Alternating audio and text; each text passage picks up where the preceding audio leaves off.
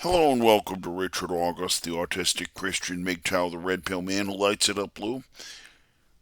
This is the final night for the readings from Relics of Repentance, the letters of Pontius Pilate and Claudia Procula, published by Issana Press.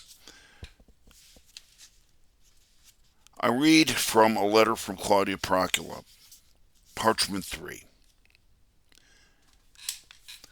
Much calamity befell Pontius, and my heart ached for this man, my husband. Blow after blow fell on him, even as once the scourge had fallen on Jesus. When Pilate returned and heard his father allowed the execution of Jesus, he could not bear it and gave up his ghost and fell dead. Nor did I wish him to live, for never could my child have forgiven his father, for he loved Jesus very dearly. Then Herod, for whose fear Pontius had delivered Jesus, spoke against Pontius privately to Caesar, and would later have his own cousin appointed at Jerusalem.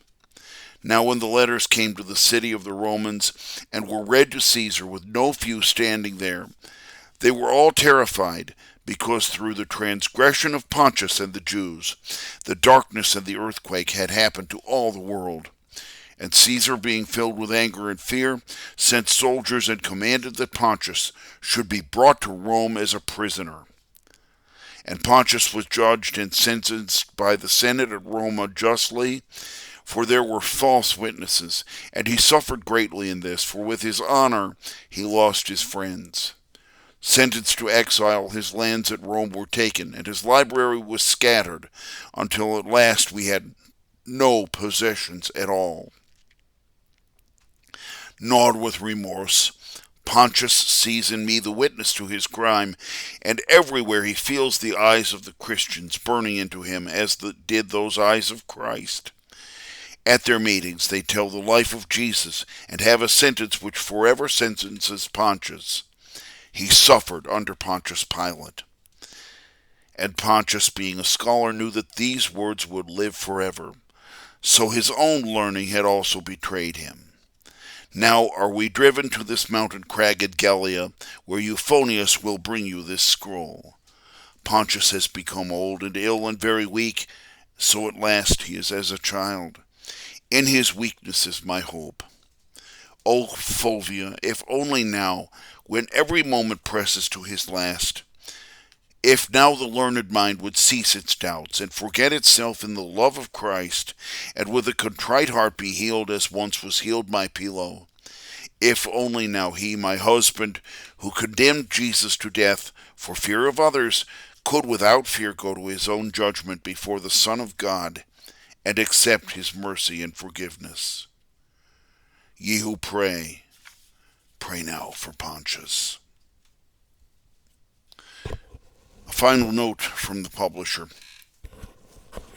Then said Jesus, Father, forgive them, for they know not what they do. And they parted his raiment and cast lots. In his final hours of agony upon the cross, and this quote was from Luke chapter 23 and verse 34, in his final hours of agony upon the cross, Jesus forgave his executioners. Claudia knew within her heart that Jesus had already forgiven her husband, and could only hope and pray that he would accept the mercy and forgiveness of the Son of God. We may never know if Pilate accomplished this, or, as Eusebius suggested, eventually took his own life. We do, however, know that within the Greek Orthodox Church, Claudia Procula was canonized a saint, her feast day being October 27th, and within the Ethiopian or Abyssinian Church, both Claudia and Pilate were canonized saints, their feast day being June 25th. Signed, the publisher, Issana Press, October 2002. And we are finished with Relics of Repentance. Thank you for watching and listening. This has been Richard August, the autistic Christian MGTOW, the red pill man who lights it up blue. It will be several nights before I see you again. I wish you well. Please like and share these videos with others, and please subscribe to my video channel in the meantime. Thank you for watching and listening.